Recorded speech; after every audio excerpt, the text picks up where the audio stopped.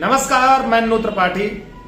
आज मैं बात करूंगा कि यूपी में बहुत ज्यादा दिक्कतों का सामना करना पड़ रहा था कर्मचारियों को, कई ऐसे विभागों को, कई ऐसे युवा वर्गों को, जिस वजह से भारतीय जनता पार्टी को थोड़ा नहीं बल्कि बहुत बड़ा नुकसान हुआ है यूपी में। आज हम चर्चा ये करेंगे कि आखिर मोदी सरकार को गिराने में सबसे बड़ा योगदान किसका रहा है। आप जरा सोचो कि अयोध्या जैसी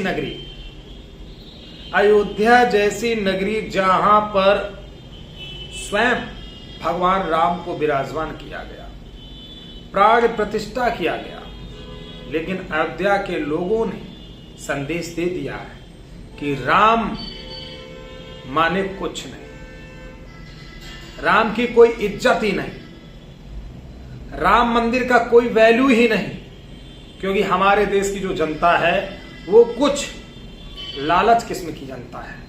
बुरा ना मानिएगा, बहुत सच्चाई बोल रहा हूं। मैं ये नहीं कहता हूं कि सरकार कैसे किसकी क्या, लेकिन सरकार में बहुत सारी कुछ कमियां होती हैं और बहुत सारी कुछ खूबियां भी होती हैं। इस बात को भी आपको ध्यान देना चाहिए। मान लो आपने यूपी में कमजोर कर दिया, लेकिन उन्होंने जाकर के मध्य प्रदेश साफ कर दिया, यानी मध्य प्रदेश में पूरा बीजेपी 29 की 29 सीटों लेके गई। बंगाल में सीटों की बढ़त हुई, बिहार में सीटों को बढ़ाया, तमिलनाडु में एक सीट निकाली, ऐसे करके अन्य प्रदेशों में लाज मोदी सरकार की बच गई। आप जरा सोचो, आपको नहीं लगता है कि ये जो आप लोगों ने किया है ना, बहुत गंदा किया? क्यों? क्योंकि या तो इंडिया की सरकार बन जाती और या भारतीय जनता पार्टी की सही तरीके से बन जाती, तब विकास होता है। अब आपका होगा नुकसान, क्योंकि ये ऐसी खिचड़ी पकी है। आप जरा सोचिए कि एनडी गठबंधन एक तरफ है, एनडी गठबंधन चाहे जितना प्रयास कर ले, पीएम नहीं बना पाएगा। आज आपको जो बोल रहा हूं उसको बहुत खुले शब्दों में सुन लीजिए, पीएम नहीं बना पाएगा। इंडिया गठबंधन को विपक्ष में 5 साल बैठना ही होगा।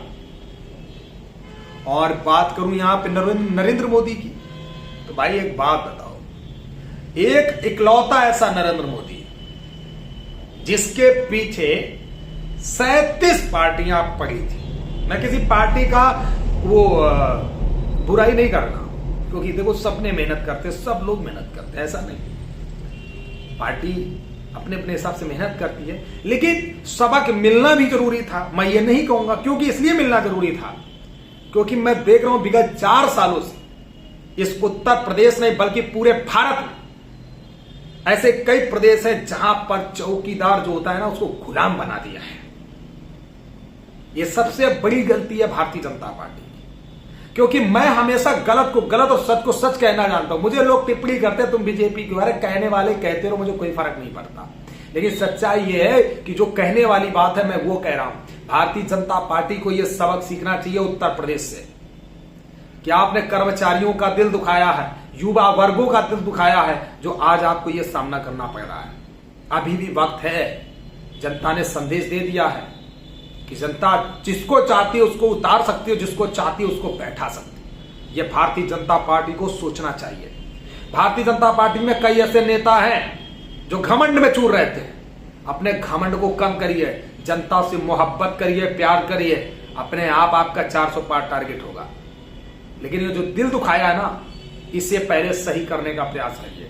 अभी भी इज्जत है, यदि आप अभी भी सरकार में हैं तो अभी भी पीआरडी, चौकीदार, आंगनबाड़ी, आशा बहू, इनके बारे में सोचिए, शिक्षा मित्रों के बारे में सोचिए, कर्मचारियों के हित में करिए। अभी तक आपने जो भी फैसले लिए, जो भी लिए, चलिए छोड़ते हैं, लेकिन अब सिर्फ कर्मचारियों के फैसले लीजिए। 2029 में 400 पार आप जाओगे, 110% जाओगे। नहीं किए तो अब की बार ढेर हो जाओगे, ये भी बता रहा हूं। लेकिन अब यहां कितना गड़बड़ हो रहा है, ये इस पर कोई विचार नहीं कर रहा। आप सोचो, देखो हम एक बात हमेशा याद रखना, हम लोग किस टाइप के इंसान है, समझो। यदि किसी एक व्यक्ति के पीछे ज्यादा लोग पड़ जाए तो समझ लेना हमेशा कि वो व्यक्ति जरूर कुछ अच्छा कर रहा है। यह हमेशा याद रखना। ये बात मोदी की मत कहना कि मोदी के ऊपर मैं बोल रहा हूं, यह आपके ऊपर भी लागू होता है। यदि आपके पीछे अगर कोई पड़ जाए और आपको लगता है चारों तरफ से आपकी उंगली करने वाले लोग हैं ना, तो समझ लो कि आप जरूर एक अच्छे इंसान, ठीक है ना भाई। वही हुआ, 37 पार्टियों ने अपना पूरा दम जोर लगाया, लेकिन बताइए मोदी जी का क्या कर पाए, कितना नुकसान कर पाए भाई? है बहुत ज्यादा नहीं कर पाए, 60-65 सीट का नुकसान कर पाए, इससे ज्यादा नहीं कर पाए। आपको पता है 240 सीटें मोदी जी अपने दम पे सीना ठोक कर लाए हैं, पता है आपको? 240 जो सीटें हैं ना, क्योंकि उन्होंने विकास को वोट दिया है, उन्होंने अपने देश हित में वोट किया है। मैं ये नहीं कह रहा हूं कि आपने दूसरे को वोट दिया तो आपने राष्ट्रद्रोह को कर दिया, नहीं, वो नहीं कह रहा। मेरा कहने का मतलब है कि ऐसी आप लोगों ने सरकार बना दी कि जो अब होना जो हो रहा था ना, अब वो भी नहीं होगा। ये जो राशन खा रहे थे ना फ्री का, चैलेंज के साथ कहता हूं, अब कागज पेन लीजिए और लिख करके बैठ जाइए। जिस दिन शपथ ग्रहण होगा ना, उसके महीने भर के आसपास ही पूरे में राशन बंद कर दिया जाएगा।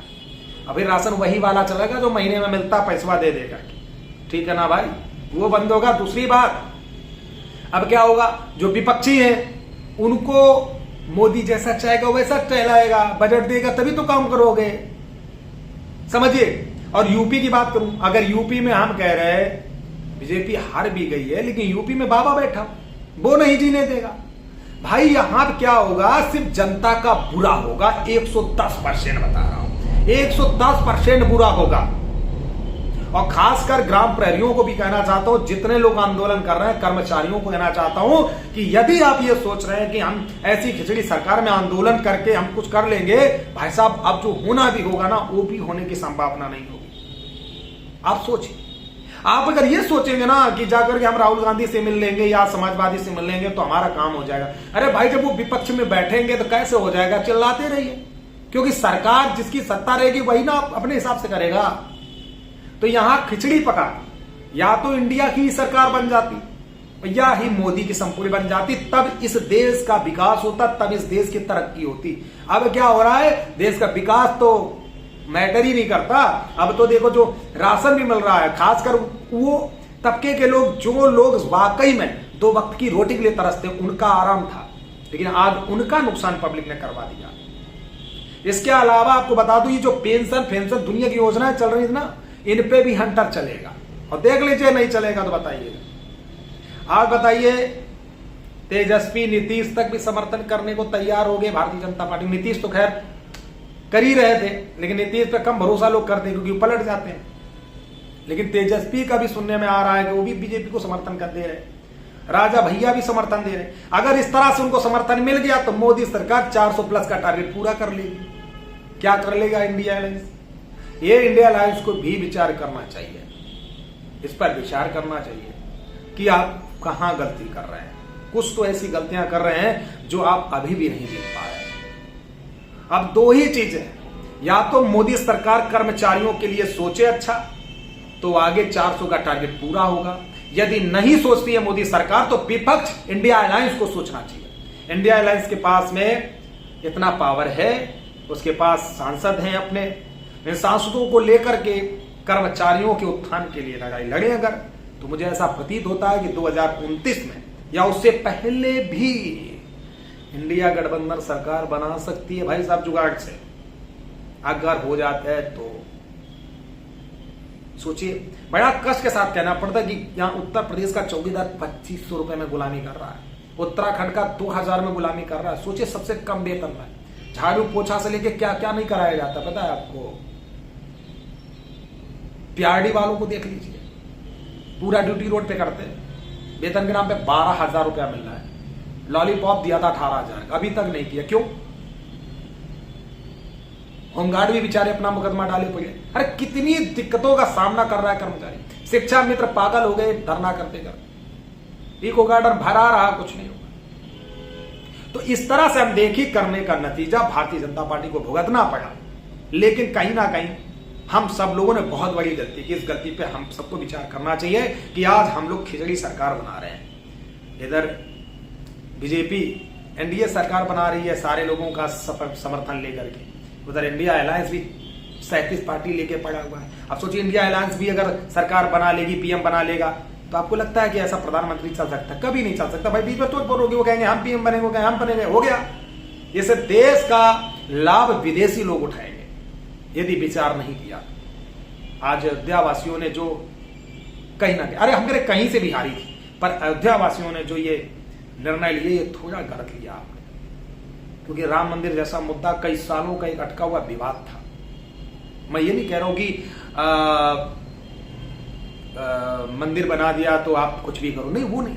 कहने का तात्पर्य यह है कि यदि उस विवाद को अगर किसी ने खत्म किया था तो बीजेपी ने किया, आपको समर्थन करना चाहिए था। वो दुनिया से हार जाते, पर अयोध्या की तो इज्जत बचा लेनी थी भाई साहब। लेकिन अयोध्या में ही नैया डुबा दी हो आप लोग। अब अयोध्या में पता है आपको क्या होगा, देखते रहिए। बहुत सारी दिक्कतों का सामना करना पड़ेगा मेरे भाई, ये मैं आपको दिल से बोल रहा हूं। मैं किसी का समर्थक नहीं हूं, बहुत खुले मन से बोल रहा हूं। मैं जो मुझे सही लगता मैं वो बात कहता हूं, जो गलत भारतीय जनता पार्टी ने किया वो कह रहा हूं, जो अच्छा कर रही हूं वो कह रहा हूं। पाकिस्तान जैसे लोगों को हंसा रहे हो, कई वीडियो वायरल हो रहे हैं। यहां तक एक वीडियो वायरल होकर आया, पता है उसमें क्या बोला कि अयोध्या में दोगले हिंदू ने मोदी सरकार को फेंक दिया। पता ये क्यों बोला? क्योंकि मोदी सरकार ने वहां मंदिर जो बनाया ना, वो लोगों को देखा नहीं जा रहा। और फिर मंदिर जैसे बनाया था, ठीक है, मोदी जी को वहां पे जो मस्जिद की जगह दी थी उसी तरह से लोगों का भी एक आस्था बना देते तो क्या हो जाता।